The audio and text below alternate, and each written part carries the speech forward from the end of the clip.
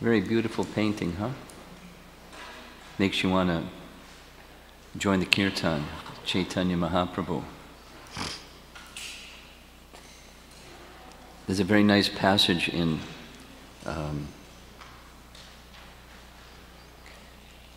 Chaitanya Charitamrita where King Prataparudra, from a rooftop on the royal palace, is seeing the associates of Chaitanya Mahaprabhu come to Puri for the first time, and Gopinath Acharya, who knows everybody, is doing the who's who. And this one is this one, that one is that one, see that one over there, and who they are, and giving a little bio sketch of each person. And the king says, I've seen kirtan before, but I've never seen anything like this before. What is this? He said, oh, this is Prema Sankirtan. Like two different levels of kirtan. Just continually chant in association of wonderfully inspired devotees, and that day may be ours. There's examples of ecstatic kirtan when Lord Chaitanya and Lord Nityananda just appeared mystically, transcendentally.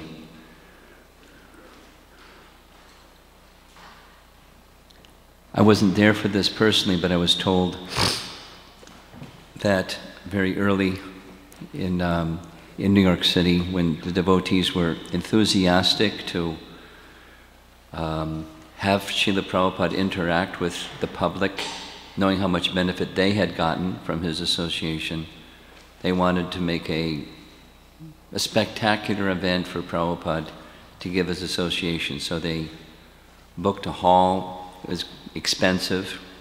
They didn't have money, but somehow they scraped up the money and rented the hall and advertised and advertised and advertised, and then the event came and there was hardly anybody that came to the event. And they felt really bad. And so after the event, they apologized profusely. Prabhupada, we're so sorry, nobody came. And Prabhupada said, what do you mean nobody came? Didn't you see? Narad Muni was there, Lord Chaitanya was there, Lord Nityananda was there, didn't you see? When there's ecstatic kirtan, they are attracted.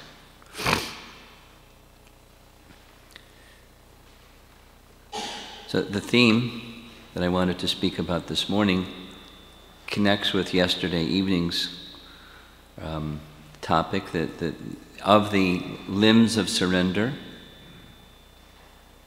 dainya, or humility, or karpanya, humility. And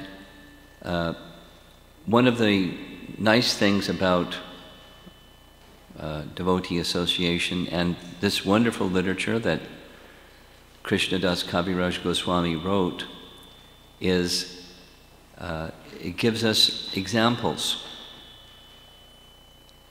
of how elevated souls manifest humility. Somebody yesterday after class asked, well, there was a question during class, are we supposed to cultivate humility, or does it just kind of fall from the sky? Or does it come from the process itself? Both. But there's a teaching in Ramanujacharya's teachings that goes like this. There's a process or a sadhana for cultivation of elevated qualities. On the one hand, then on the other hand. On the one hand, Krishna decorates his devotee with qualities. One need not strive for qualities. One needs to strive for the principal thing, which is shelter, sharanagati, seeking shelter in the mood of being the servant of Krishna. And seeing that mood, Krishna will decorate his devotees with qualities. Then there's, on the other hand, when the devotee comes before Krishna, one wants to see Krishna smile, that Krishna is pleased. And one of the things that Krishna says in Bhagavad Gita is, he's pleased when his devotees come before him with such and such qualities. He lists a whole list of qualities. Such a person is very dear to me. So we want Krishna to smile. We want the unlimited Atma Rama Krishna, fully self-satisfied Krishna, to be happy. So that's the horse, and then the horse pulls the cart. The cart is, the qualities are for the purpose of pleasing Krishna, not just so we have some qualities. So the cultivation of the quality of humility, or any other aspire for characteristic in devotion, Ramanujacharya describes a process where certain elevated personalities, or singular or plural, that exemplify that particular quality, and you hear about that person, you remember that person, you speak about that person, you absorb your consciousness in that person, in particular the qualities of that person, and in course of time that quality becomes your quality because you're associating with that person who has that quality. It's not so dissimilar from the process of raga nuga bhakti, where one may be attracted to a particular eternal associate of Krishna, and similar process. That's a way of associating with elevated souls. Even there may not be physically present, like Rupa Goswami may not be physically present, go to his bhajan kutir and Radha Damodar temple and pay him a visit. He may not be able to do that physically, but transcendentally for sure. Srila Prabhupada, in a private discussion, it wasn't like in his books or a public lecture or something like that, but here we are in a public assembly repeating something that Prabhupada disclosed in a little private assembly of devotees. Srila Prabhupada's room in Vrindavan was at the Radha Damodar temple, and just out his window from the Radha Damodar temple was the Samadhi and Bhajan Kutir of Rupa Goswami. And he disclosed confidentially that one time Rupa Goswami came personally and spoke with Prabhupada and encouraged him to continue. You're doing the right thing. Krishna will help you. Carry on.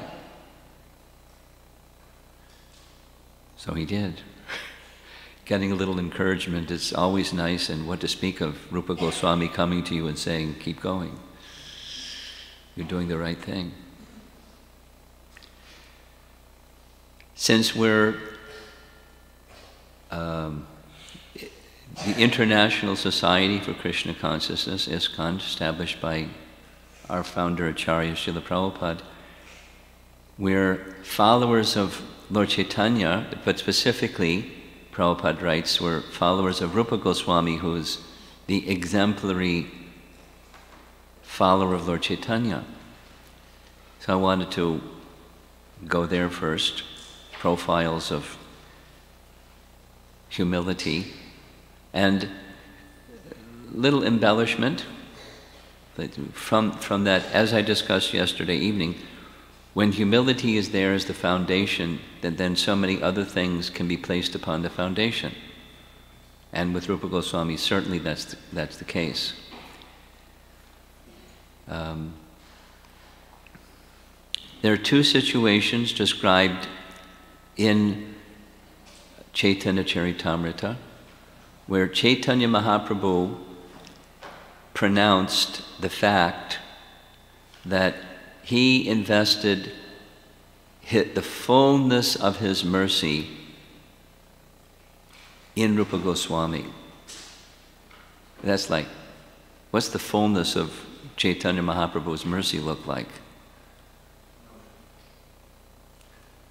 That's what it looks like. We have this standard prayer given by Rupa Goswami, Namo Mahavadanyaya Krishna Prema Vridayate Krishnaya Krishna Chaitanya Namne Gaur Tvishe Namah. It's one of our standard Vaishnava prayers. And in that prayer, Chaitanya Mahaprabhu is characterized as the most munificent, that's how Prabhupada is translated, most munificent. Munificent is a really nice word. Those people that like words, it's a really nice word. It's like not only magnanimous, but like munificent, like superlative magnanimous. Most kind. Most kind. And we're going to hear some prayers that indicate how he's most kind. But he, specifically in that prayer, he gave what no other incarnation of God or Krishna has ever given before. Never. And that is the particular kind of love that's found amongst the residents of Vrindavan. And he was just giving it. Like, please take it. But I'm not qualified. That's okay. Please take it. Well, I'm from a low birth and I'm not very intelligent and it's okay. Please take it. Please take it. Please take it. Very, very kind. And the fullness of that mercy was manifest in Rupa Goswami, and twice it was spoken of in Chaitanya Charitamrita. And here's an image that shows one of them. This is in Antya Leela, chapter 1.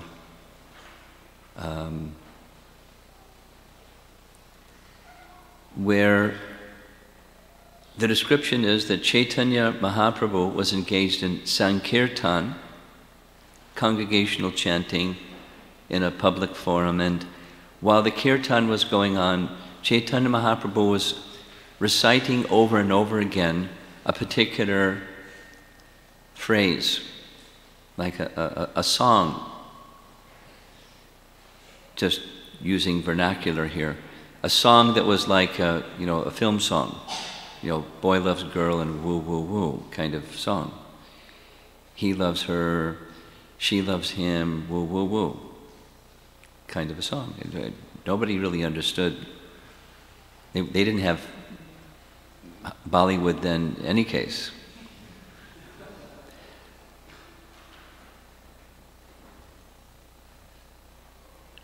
So later, Rupa Goswami, understanding the mind of Lord Chaitanya, he composed a companion verse in Sanskrit that revealed Chaitanya Mahaprabhu's inner feelings. He wrote it on a palm leaf, placed it in the thatched roof of his little hut where he was staying, and went to do his midday bathing and midday duties. Chaitanya Mahaprabhu came to see Rupa Goswami. He wasn't there because he was off taking his bath, but he saw this leaf sticking out of the roof, and he took the leaf and he read the leaf, read what Rupa Goswami had written, and he was astonished to read. And could we get the microphone, portable microphone, give it to Dravida Prabhu? I have to read the book, but if you have Dravida, we don't even need a book. We just invite Dravida to speak. Ready? I'm ready. Priyaksoyam Krishna sahachati kudu chetamilitas tataham saradha tadidam bayo sangamasukham tatapyanta kelan modadamodali panchamajushe manomeka lindi pulinavatanaya spahayati. And now your poeticized translation, and then I'll read the Chaitanya Charitamrita version. You have to read the Chaitanya Charitamrita version. Okay. That very personality who stole my heart. Huh? Say it again.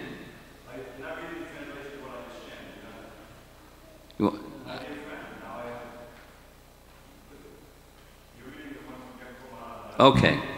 My dear friend, now I have met my very old and dear friend Krishna on this field of Kurukshetra. I am the same Radharani. And now we are meeting together. It is very pleasant, but I would still like to go to the bank of the Jamuna, beneath the trees of the forest there. I wish to hear the vibration of his sweet flute playing the fifth note within that forest of Vrindavan. So this verse in the thatched hut ended up in Padyavali, one of the writings of Rupa Goswami, but it's the mood of Chaitanya Mahaprabhu. His feelings inside is he's in the mood of Radharani. And Radharani, when Radharani saw Krishna, not in Vrindavan, but in Kurukshetra, the pastime is described in the 10th canto Bhagavatam, on the occasion of a solar eclipse, devotees went to Kurukshetra to take their sacred bath there, and there Radha and Krishna saw each other again. And so seeing Krishna, she was delighted, but it didn't fit. She longed to see Krishna again in Vrindavan. She wanted to see Krishna in Vrindavan, by the side of the river Jamuna, beneath the trees, hearing Krishna playing upon his flute on the fifth note. So that song that Chaitanya Mahaprabhu was singing was in that mood. No one could understand it, but Rupa Goswami could understand it. So Rupa Goswami, Chaitanya Mahaprabhu took the verse to Swarup Damodar.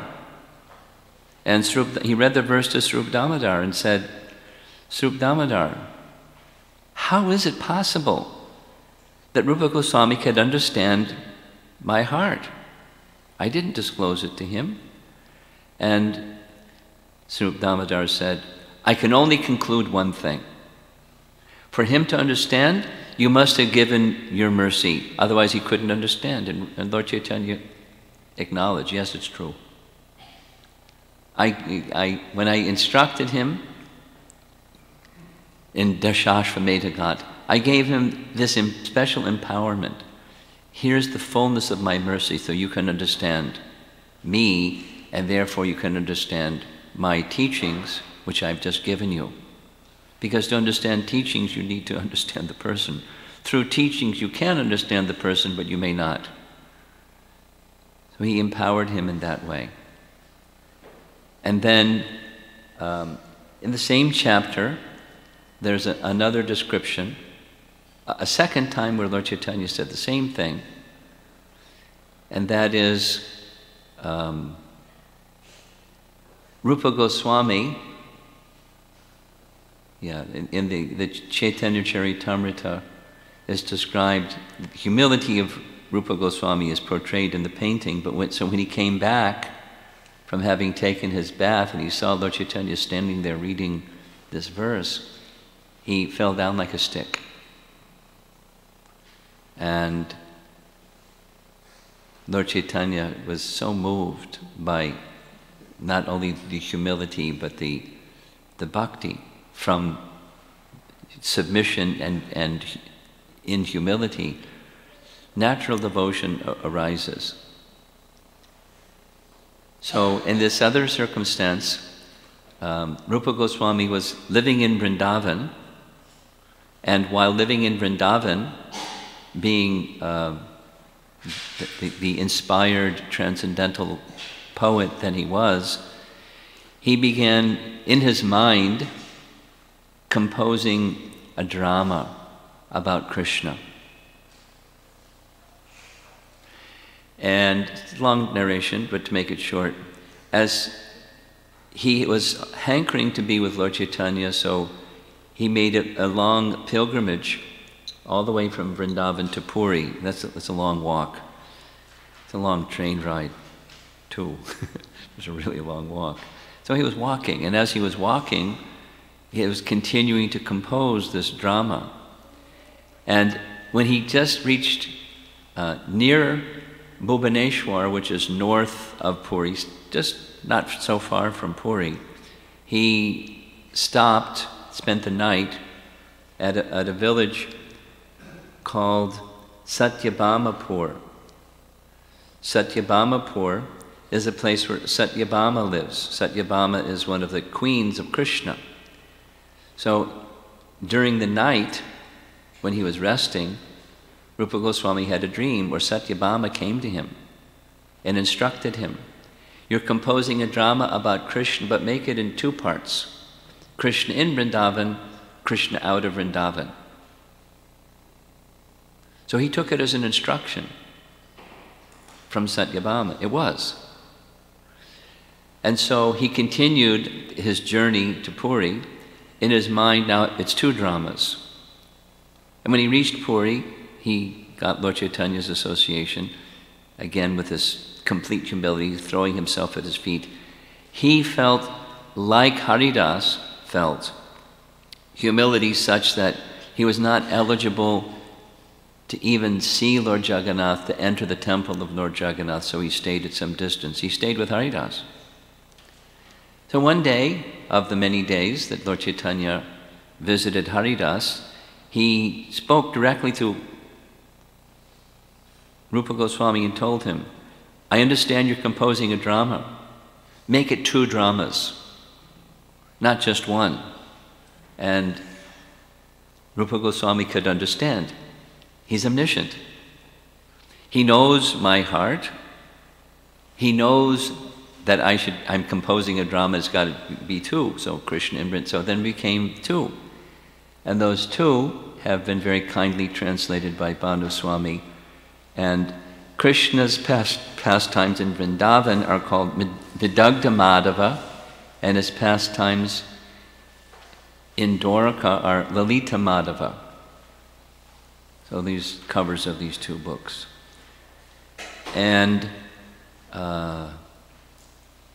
there's a very nice section when Lord Chaitanya, when visiting Haridas and Rupa Goswami, he requested Rupa Goswami to recite a verse glorifying the holy name. Where's the microphone? Oh. Ready? Ready. Tunde tandavani ting vatanote tundavali labdehe Karna kroda kadamani katayate karna buddhe bhakspiham Chetak prangana sangini vijayate sarvendriyanam kantim No jane janita ki yadvidamitai krishneti vanadvahi. I do not know how much nectar the two syllables Krishna have produced. When the holy name of Krishna is chanted, it appears to dance within the mouth. We then desire many, many mouths. When that name enters the holes of the ear, we desire many millions of ears. And when the holy name dances in the courtyard of the heart, it conquers the activities of the mind, and therefore all the senses become inert. Very, very beautiful description of the holy name. And hearing this description of the holy name, Chaitanya Mahaprabhu was astonished. Chaitanya Mahaprabhu was astonished. So he said to Rupa Goswami, "I'd like to bring my other associates with me tomorrow. Be prepared to discuss and share with them this drama that you're composing." And he went back and told, this time it was Ramananda Roy, showed this verse glorifying the holy name and asked Ramananda Roy, how did he develop this ability? He said, well, there's only one way. You gave him the fullness of your mercy. And he said, yes, I did. I mean, that's a lot of mercy. The fullness of Chaitanya Mahaprabhu's mercy. Yet he was, the foundation of that was his complete humility. There's many demonstrations of that humility. Here's one. His elder brother, Sanatan Goswami, was held in esteem by Rupa Goswami as his Shiksha Guru. As is Vedic culture, the elder brother is viewed in that way. So, deference was made by Rupa Goswami to Sanatan Goswami. At the same time, everyone knew Rupa Goswami is bearing the fullness of Chaitanya Mahaprabhu's mercy. He's confirmed it twice. And therefore, when you look in our disciplic succession, following Lord Chaitanya is Rupa Goswami, or it'll say Rupa, comma, Sanatan.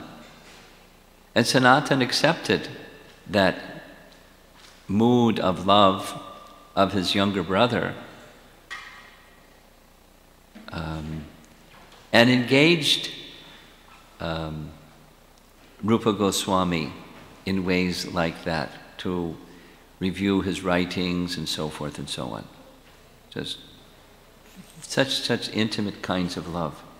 So that day, something that I like very much about this section of Chaitanya Charitamrita, the next day, Lord Chaitanya brought all of his associates and they had them assembled and then invited Rupa and Haridas to come and sit and recite different verses. And Rupa Goswami remained at a distance because he didn't feel himself qualified to sit with these elevated personalities. Now they've come to hear from him. So they're esteeming him in this high regard. But he's feeling unqualified to even sit proximate to them. So Lord Chaitanya engaged Ramananda Roy because he's very expert in drama, very expert in drama, to select, point out key verses and ask him to recite those key verses. It's something like someone has cooked a really nice Rajbhog offering for the deities and someone that's a connoisseur comes and tastes a little something. He's like a sampler. And hearing the verses of Rupa Goswami, they all become astonished. There's one more that maybe Gravita can recite. The introductory verse of Vidagdha Madhava, Sudhanam 128.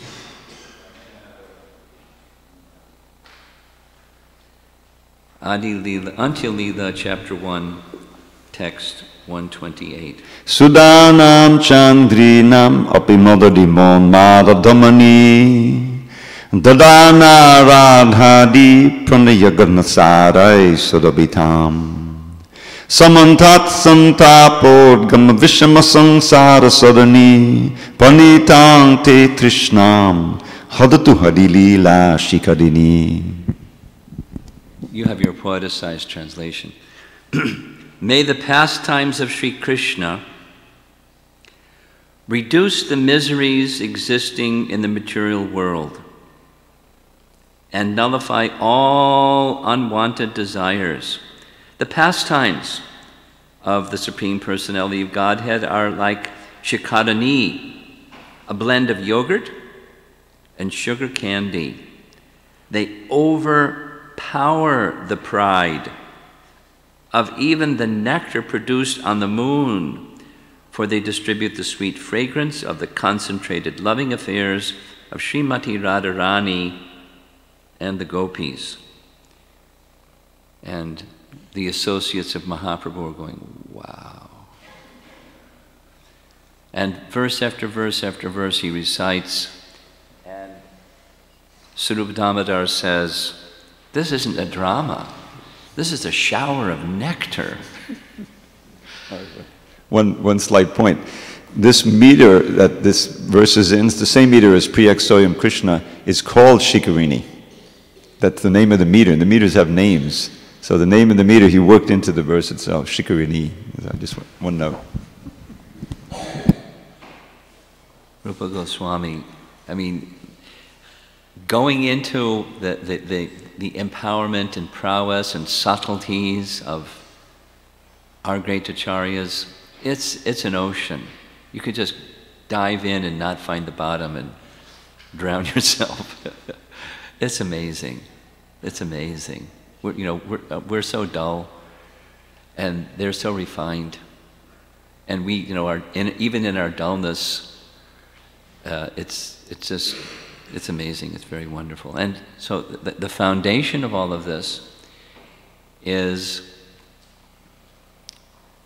surrender based upon a profound sense of humility, not the worldly sense of humility, the turn the other cheek kind of humility, but a profound sense of, in the presence of Krishna or the presence of Chaitanya Mahaprabhu, very, very deep sense of indebtedness, like Hemangi was saying, this sense of gratitude to the kindness of the Supreme Lord upon his devotee and the eagerness to be in his service. So another personality, hard to speak about humility without speaking about Kolavechar Sridhar. Kolavechar Sridhar, in one sense, was an obscure personality. He was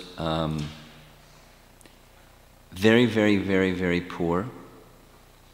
He was a Vaishya, a merchant by occupation, and his income was from, near his house there was a grove of banana trees, so he would gather the leaves of a banana tree and make banana leaves and banana cups, and then flowers, so banana flowers, and bananas, it was, bananas, banana tree products. And he would sit by the side of the road with his products and sell them, and whatever he would receive in the course of the day, half of the little bit that he received would be for worship of Mother Ganges, and the other half would maintain himself. He was very, very poor.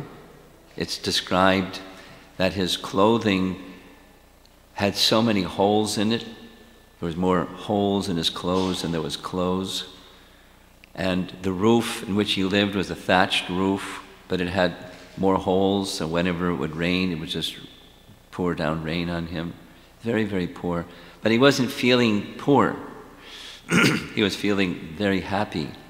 And Chaitanya Mahaprabhu honored his bhakti in a very interesting way, without the details of how Lord Chaitanya would come as a young Brahmin boy or young Brahmin man and kind of tease as a Vaishnava. Well, the system in India is different than the system in America. When you go to a store, there's a price tag and you pay the price, or you don't pay the price. But in India, there's this system that you barter with the merchant. And that's kind of like, their enjoyment. They enjoy the bartering program.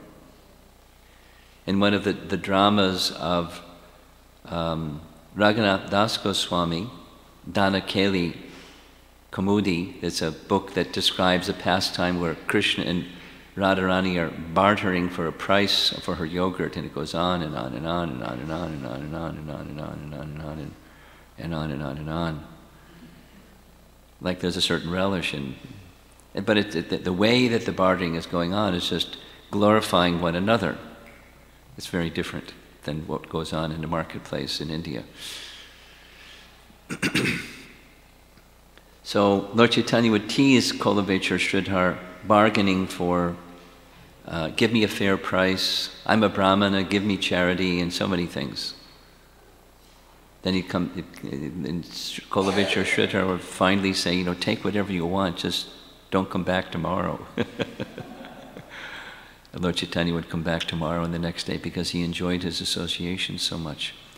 So on the occasion, this painting is showing an illustration of, on the occasion of the Mahaprakash Leela, it's a long description of that found in Chaitanya Bhagavat, where Lord Chaitanya, rather than concealing his identity as a student or a young Vaishnava Brahmin, he disclosed his divinity and disclosed to each of the devotees their eternal position, aside from the body that they had as his associates in his Lord Chaitanya's Leela, who they are eternally. And this is showing, after inviting, Kolavechar Sridhar was not in that assembly, it was going on at night.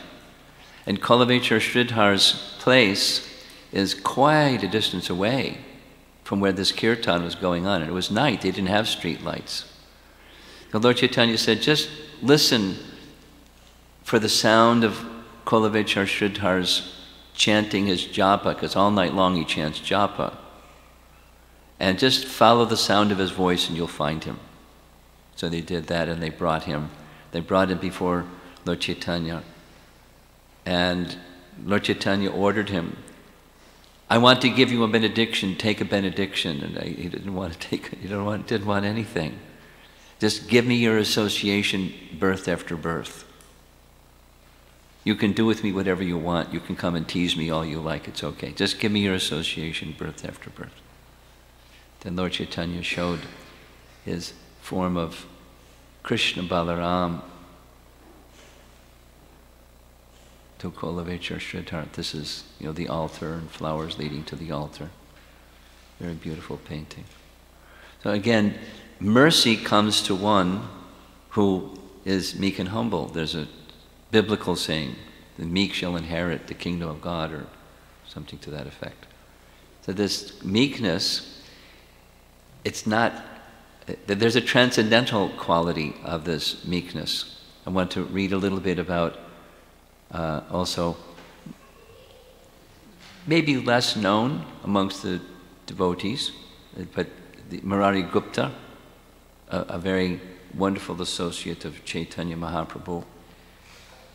Murari Gupta was elder to Chaitanya Mahaprabhu, and his profession was that of a physician.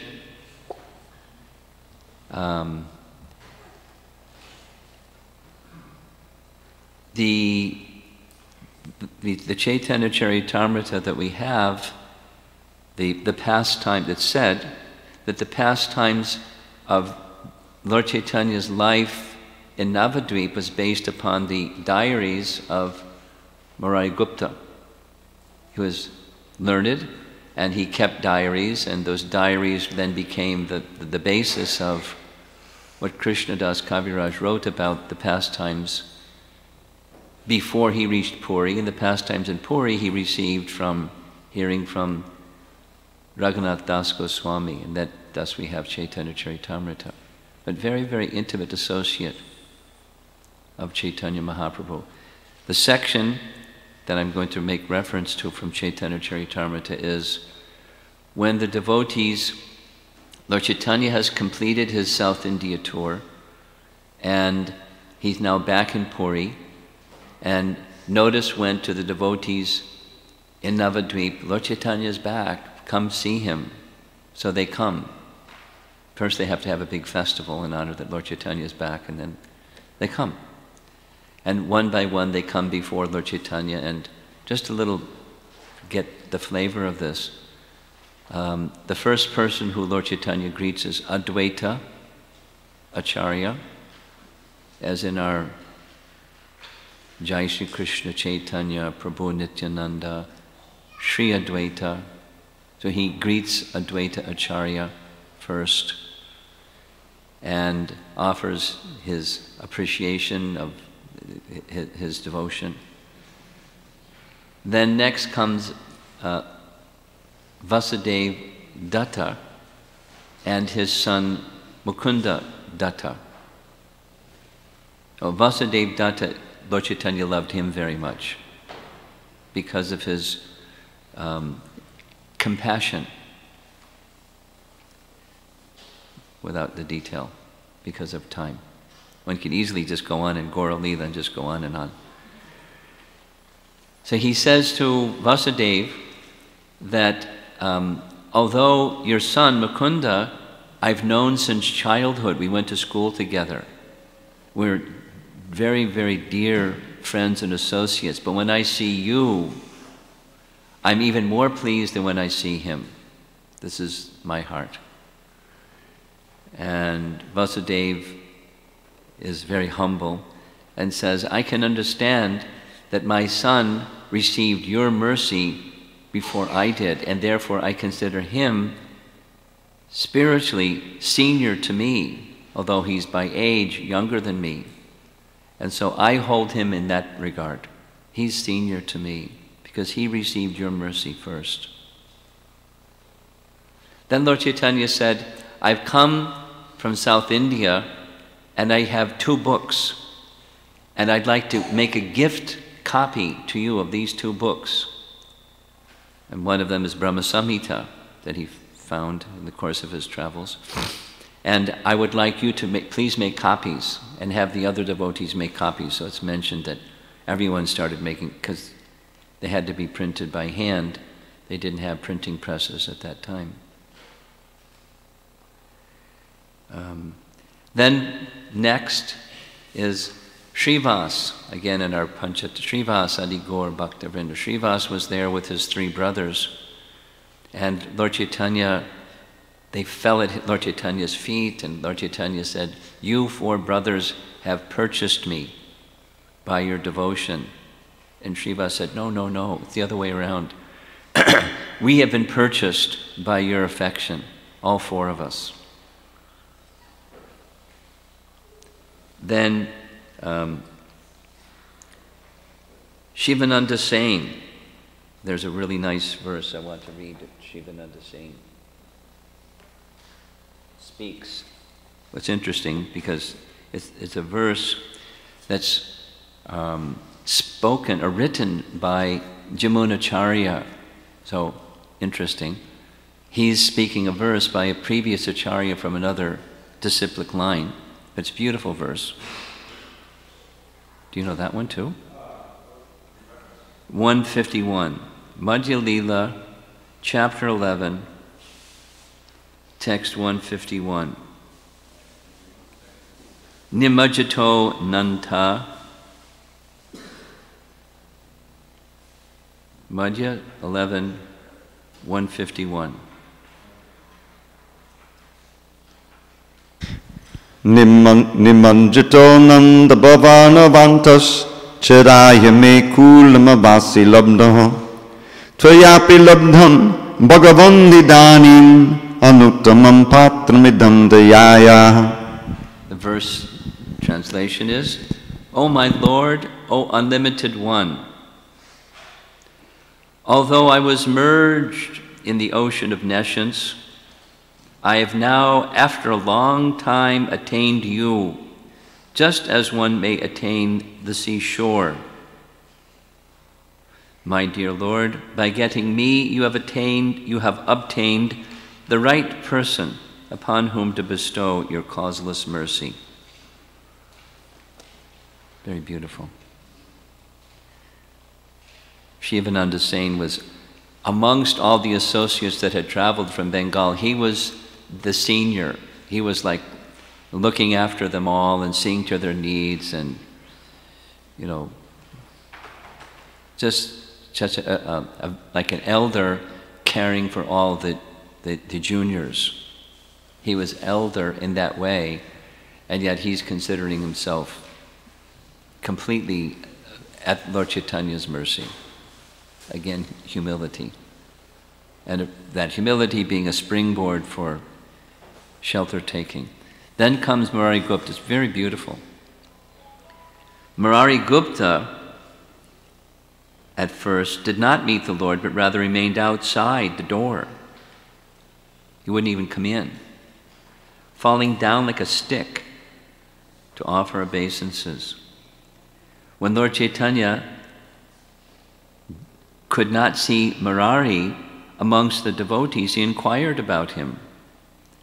Thereupon, many people immediately went to Murari, running to take him to the Lord. Thus Murari Gupta, catching 2 bunches of straw in his teeth, went before Sri Chaitanya Mahaprabhu with humility and meekness. Upon seeing Murari come to meet him, Lord Chaitanya Mahaprabhu went up to him, an elder Murari. But Murari began to run away and speak as follows: "My Lord, please do not touch me. I am most abominable, and I'm not fit for you to touch, because my body is sinful." The Lord said, "My dear Murari, please restrain your unnecessary humility. My mind is disturbed to see your meekness."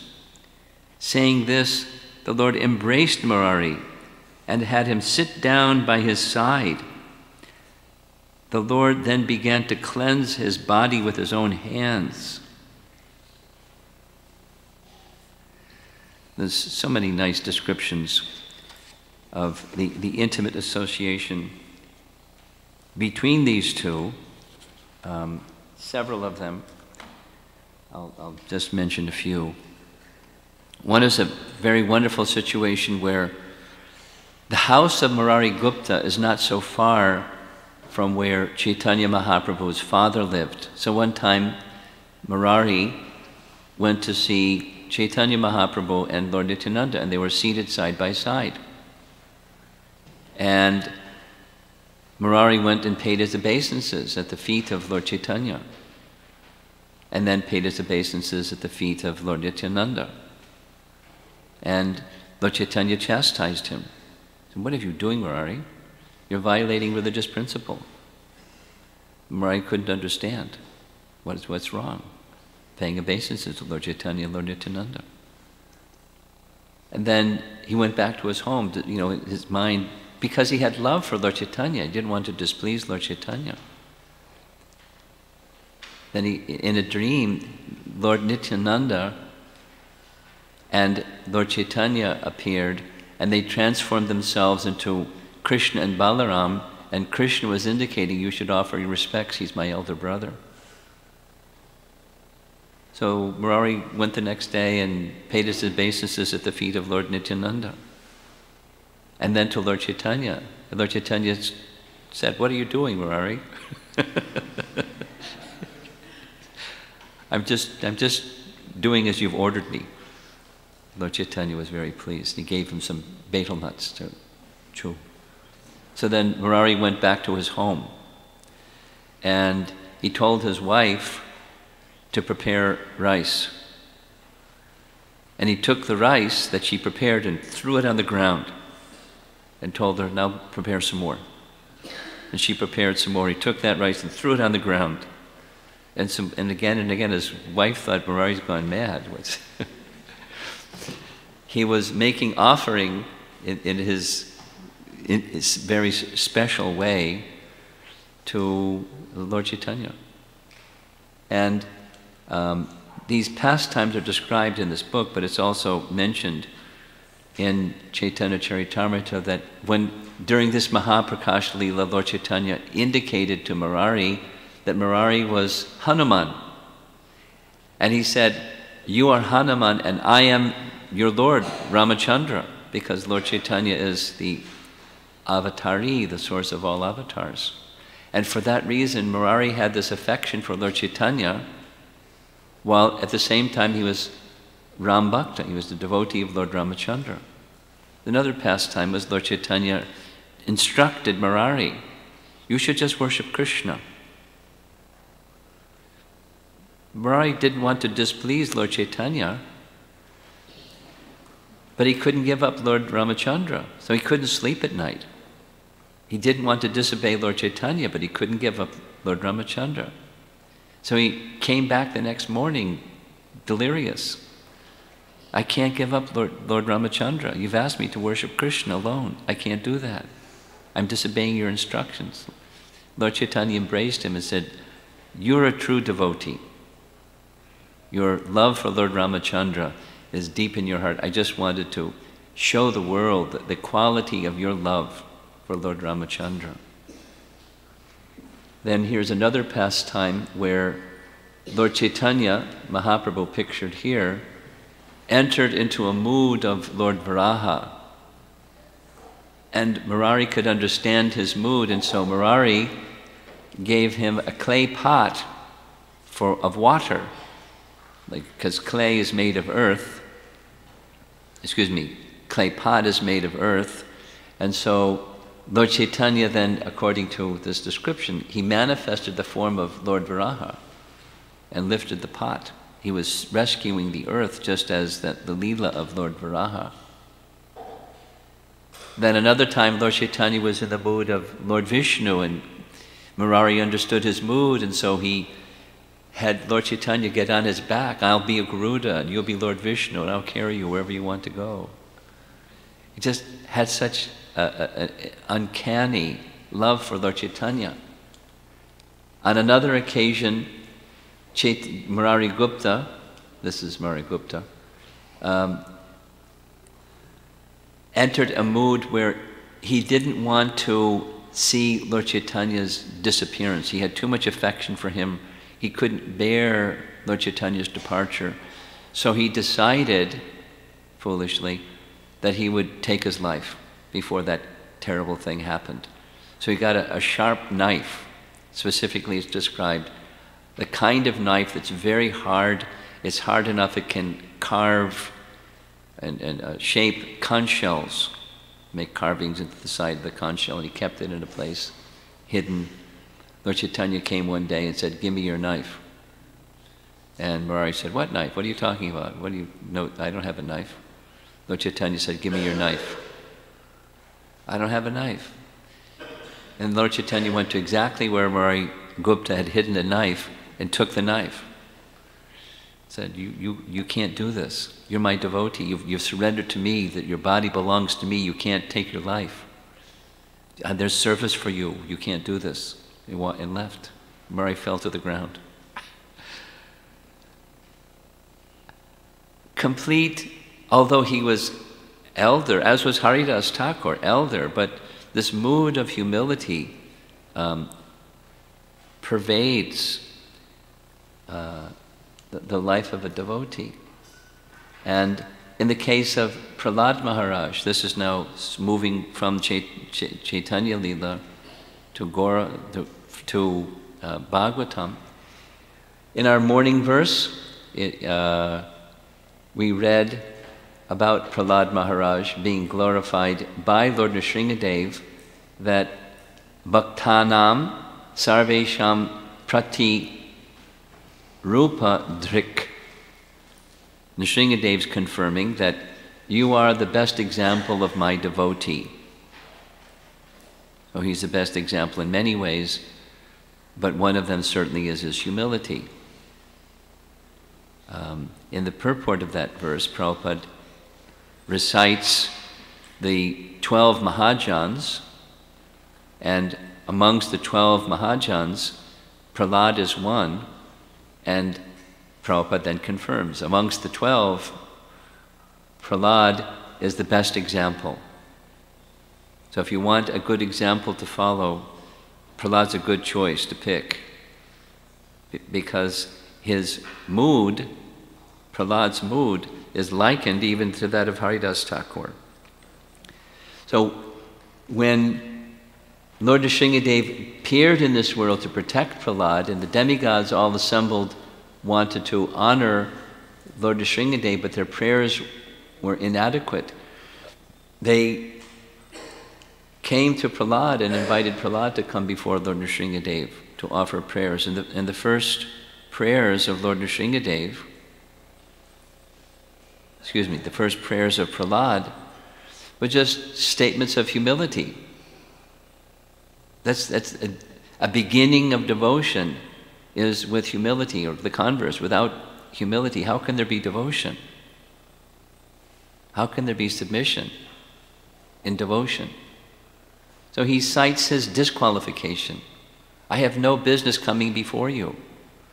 I have no qualification. I'm disqualified. Here's my disqualifications. This and that and the other and the other and the other, my disqualifications.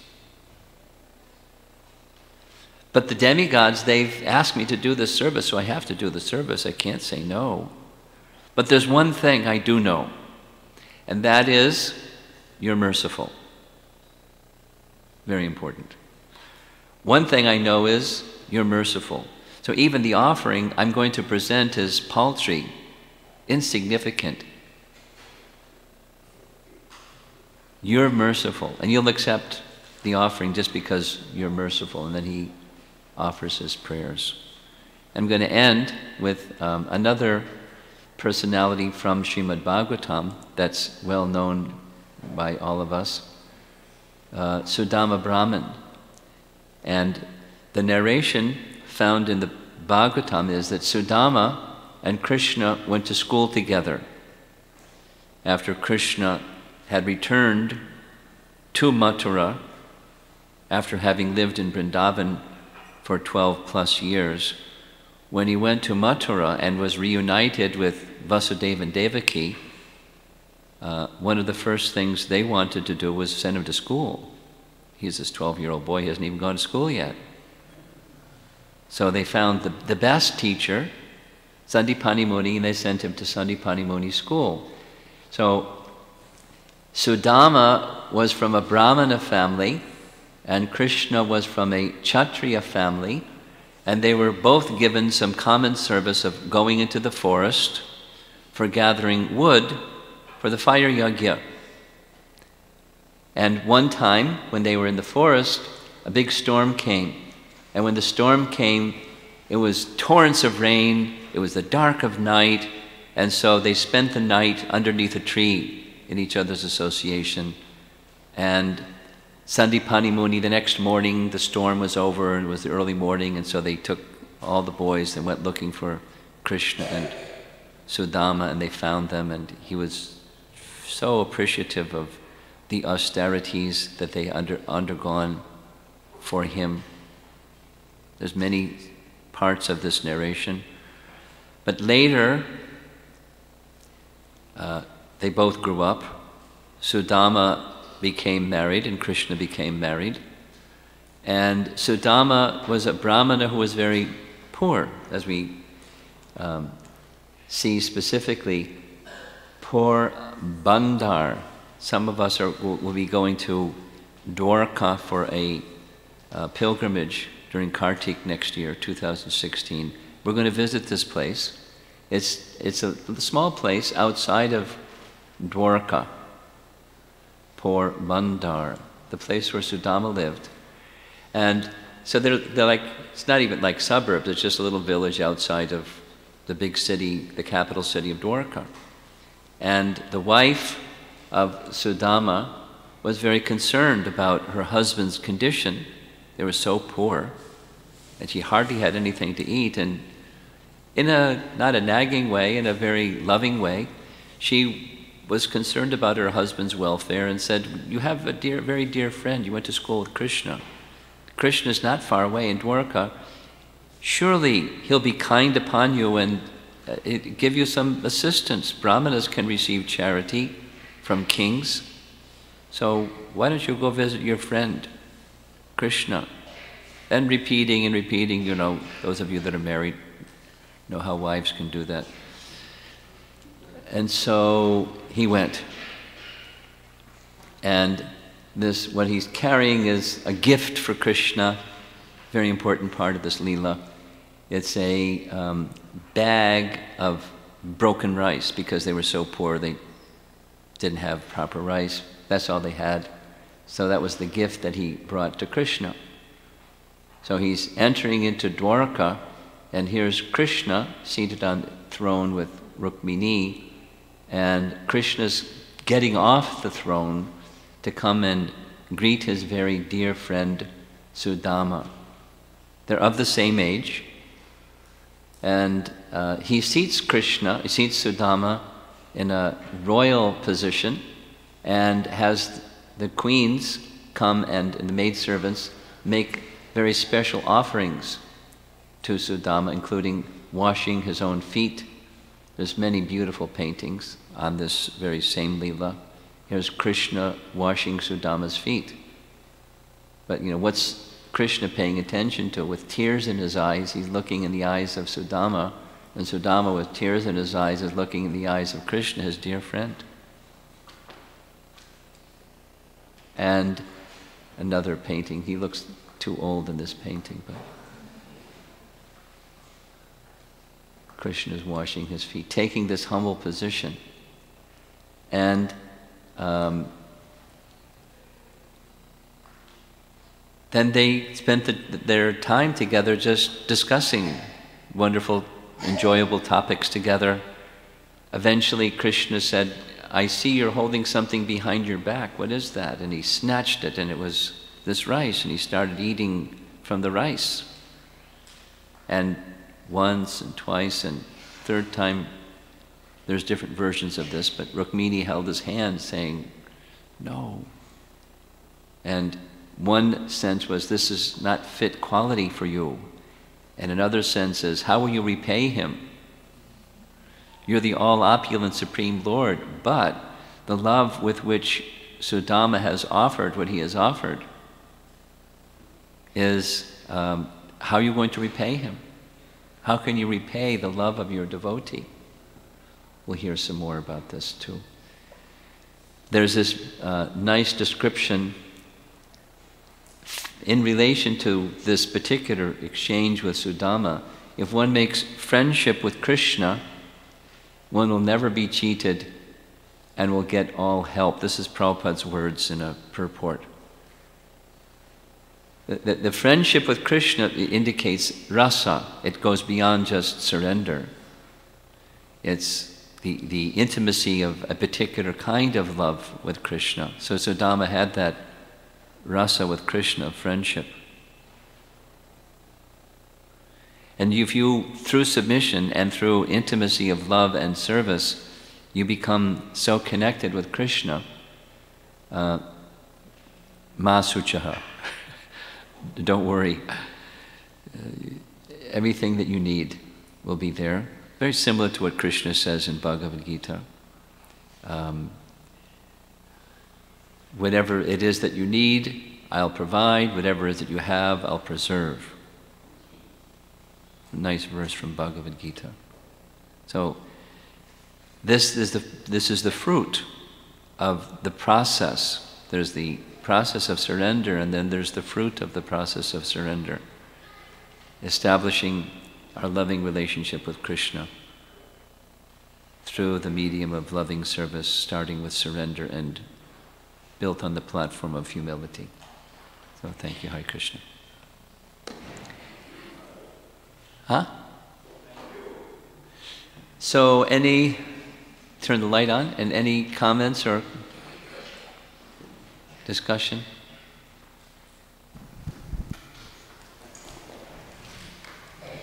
Thank you, Dravida, for your sloka recitation.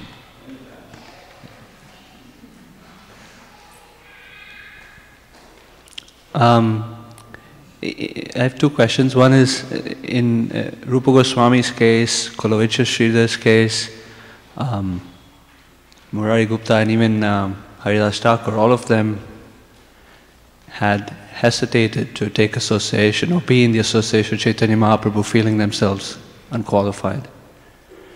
My question is, were they primarily feeling unqualified to be specifically in his presence, or in the presence of all the associates, or both? It doesn't really matter. That doesn't matter. With Rupa Goswami specifically, when he was reciting, it was everyone. They're elevated and I'm abominable. Second question? When Rupa Goswami was asked by Chaitanya Mahaprabhu to speak, he was hesitating, and yes, finally he actually spoke. Yes, he finally did. And I think similarly with Prahlad Maharaj, he hesitated to some degree and then spoke. Well, he didn't want to, but he was told to, so he was hesitating, but he spoke because he was asked to as a service. So, is there, besides feeling disqualified, is there room for saying no? Or, no, I'm not phrasing my question correctly. Yeah, there's always room, but it depends on the circumstance.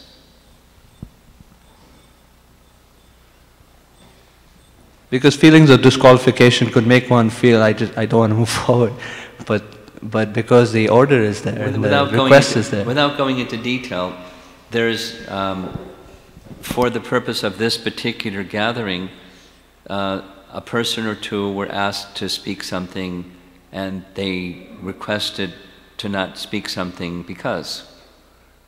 So there's room to decline. But then if asked, no, speak anyways, then you speak anyways. In the mood of service. There's room. Does that answer your question? Okay. So well. Guru Maharaj,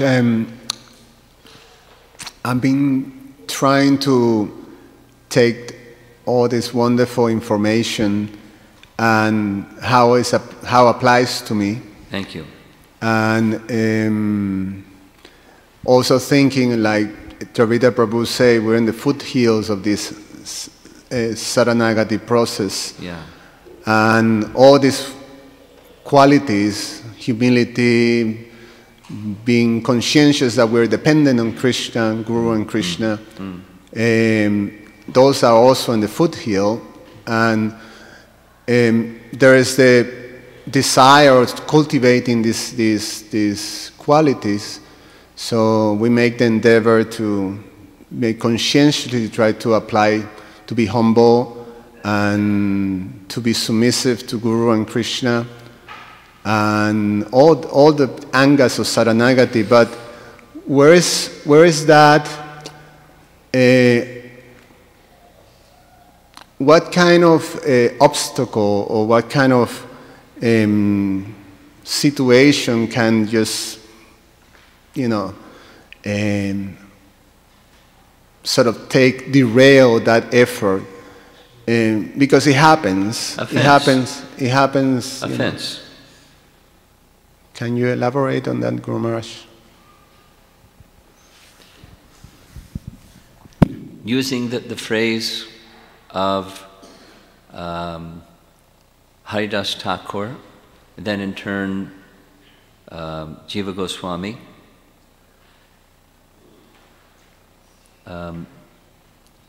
when the sun, it's daylight, but we can't see the sun because there's clouds in the sky.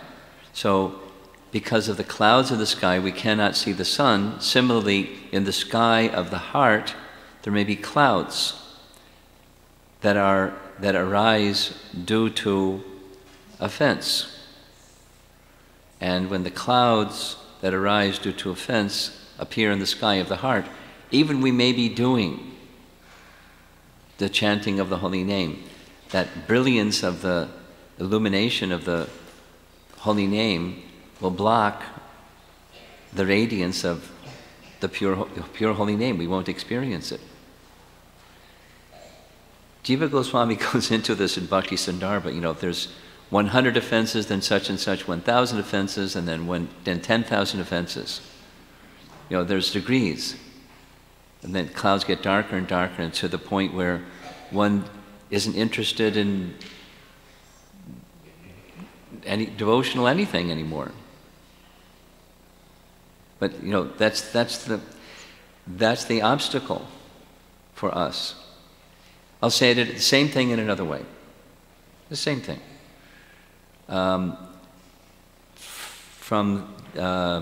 This is from Tattva Sandarbha, because I just study this a lot. Where Jiva Goswami is saying that the position of the Puranas are not only equal to the Shruti portion of the Vedas, they're more important. It gives different reasons. And then there's a doubt that somebody may say, well, wait a minute, in order to study the Shrutis, you have to be a Brahmana, and the person who was the speaker of the Puranas wasn't even a Brahmana, or a Pratiloma marriage product, as was Romaharshan Sutta, then his son Sutta Goswami. He wasn't as qualified. At his feet, there's all these qualified Brahmanas who are hearing from someone who's not a Brahmana, not as elevated as they are. And to that doubt, Jiva Goswami writes, similarly, the holy name can be chanted by anyone. And the holy name is, there's verses he cites that says, they're the fruit of all the Vedas. So the Brahmanas can study the Shrutis, but anyone can study the Puranas. And anyone can chant the holy name. The eligibility to chant the holy name is for anyone. Then into his commentary, Sarvam Samvadani, he says, it's like a but. But in previous ages, because the holy name is so powerful, only qualified Brahmanas would chant the holy name, and they'd be embedded within Vedic mantras that only Brahmanas could have access to. So therefore, Lord Chaitanya made access to the fruit of all the Vedas, the holy name, available to anybody, everybody. Therefore, it is very important to avoid the offenses against the holy name, because it can be extremely beneficial and it can be extremely detrimental. That's the obstacle, is offense against the holy name, 10 in number. So we should be very careful. That's the obstacle. Stay the course, carefully guard against the 10 offenses. Not like be in fear and trepidation,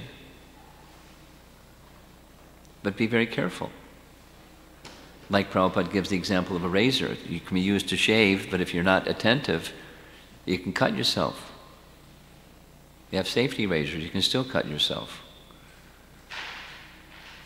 It's a good instrument. Be very careful.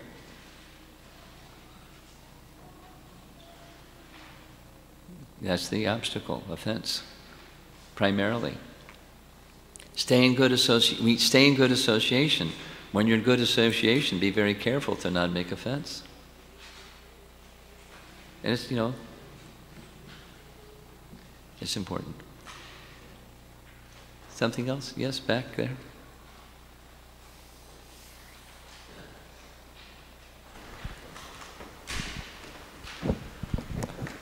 Hare Krishna Maharaj, please accept my humble obeisance. Maharaj, you mentioned that one should surrender with profound sense of humility and not have the worldly understanding of humility.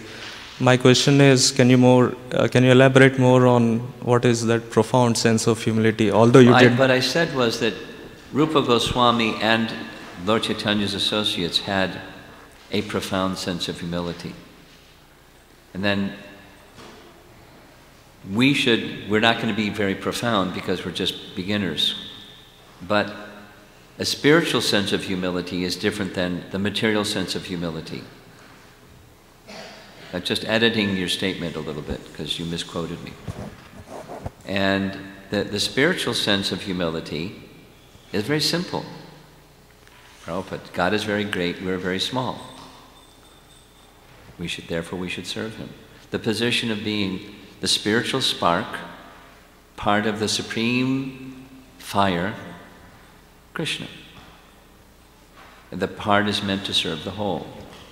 So that's keeping it very simple, but it's a spiritual conception of who we are in relation to Krishna. We're very tiny.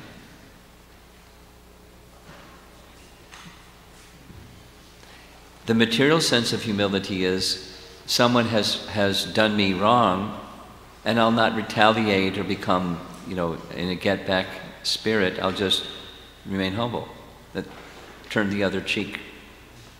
They smack me on one side, and I'll just turn the other cheek and let them smack me on the other side. Not that kind. So I could elaborate, but it's just with a spiritual conception. Our tininess is really very tiny.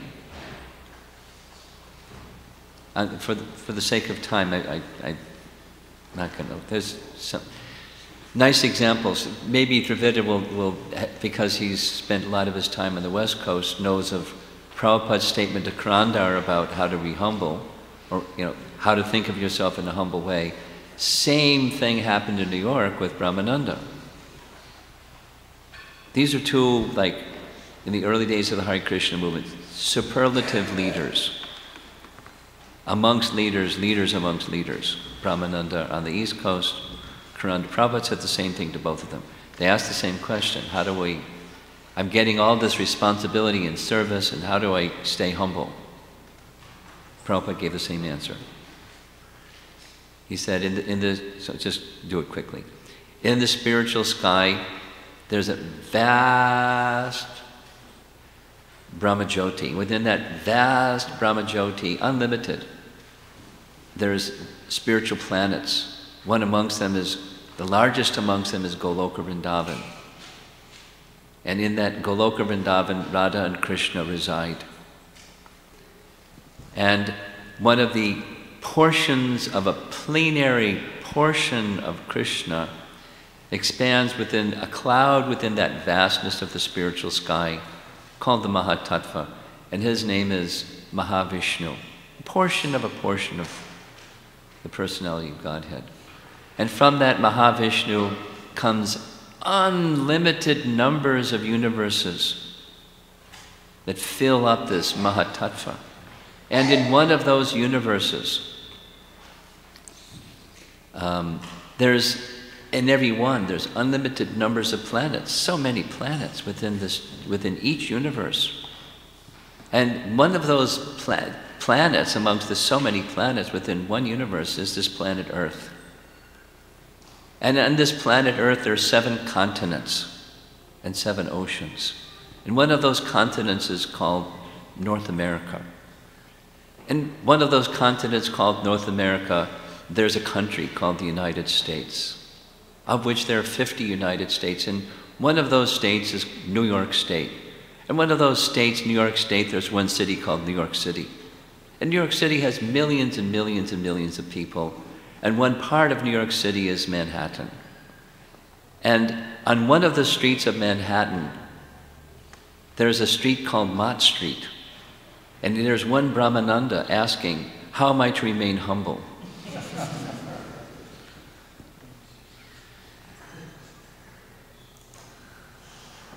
In relation to Krishna, we're insignificant. So just remember who we are. It's a profound, it leads to, so the profoundness of Rupa Goswami was not only just knowledge, remembering my tininess, but feeling quite insignificant and quite unqualified. That's the profoundest, like he wouldn't even sit in the company of these exalted souls, although they've come to honor him.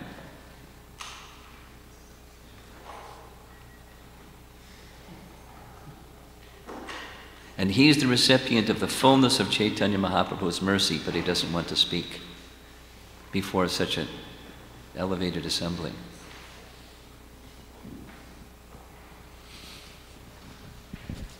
Thank you, Maharaj. One last question, two questions, and we'll end. Thank you, Subal, for running the microphone. Humble service. When you were presenting on the life of Haridas Thakur at the 26th 2nd Avenue program, you mentioned, you read something to the effect that shyness and humility were different qualities. Well, they're different manifestations. Shyness, this is my understanding. Dravida, this is a language or semantic question. Shyness, so you please add something if you want to. my understanding of shyness is it's primarily a behavior. It's a feeling, but connected to that feeling is a behavior. And humility is the focus of the term. Humility goes to a feeling, the feeling of insignificance, diminutive sense of ego. And shyness is, at least my sense of etymology, it's more a behavior. Yeah? Yeah, please.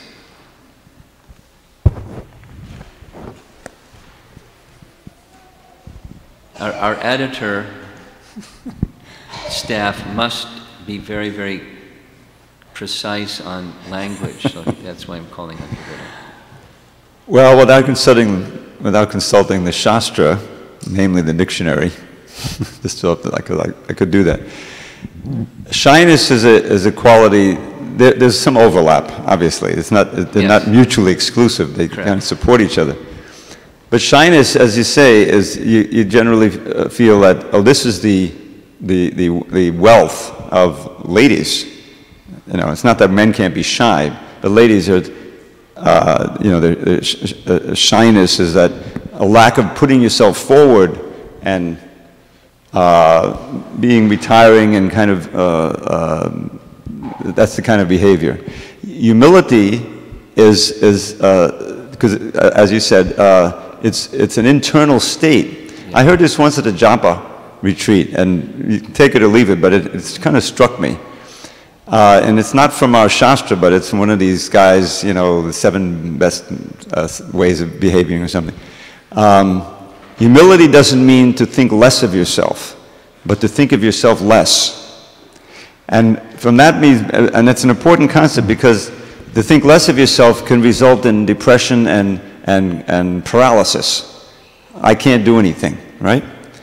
But now we see some of that in here, but really what happens is that if you think less of yourself, you're thinking of the Lord, you're thinking of your spiritual master, you're thinking of the Vaishnavas.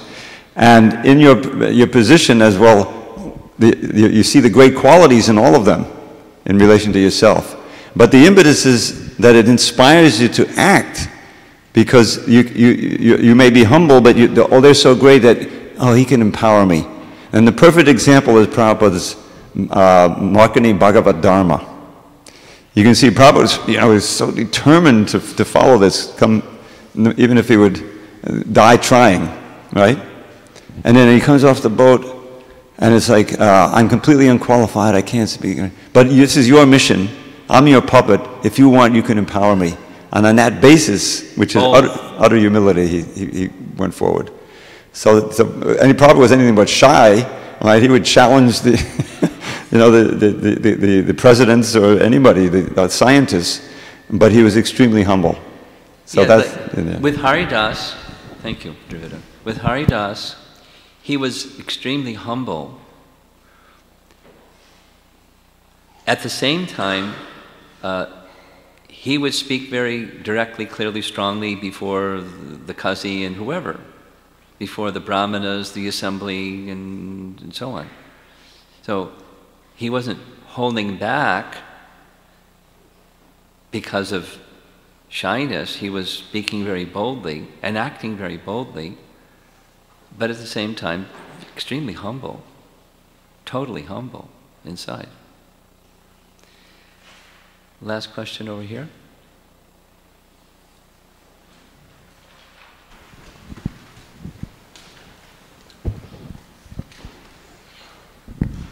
Hare Krishna, Guru Maharaj, please accept my humble obeisances. Maharaj, this is from Radhatudi Mataji, who's watching online. My question is, even though it feels very attractive hearing all the wonderful qualities of these devotees, I still find myself struggling with becoming a proper receiver of the mercy and accessing the mercy from my heart. Sometimes the light goes on and some shift happens, and then the curtain closes again and it gets difficult to access the mercy again. How can I access this mercy in a more sustained manner?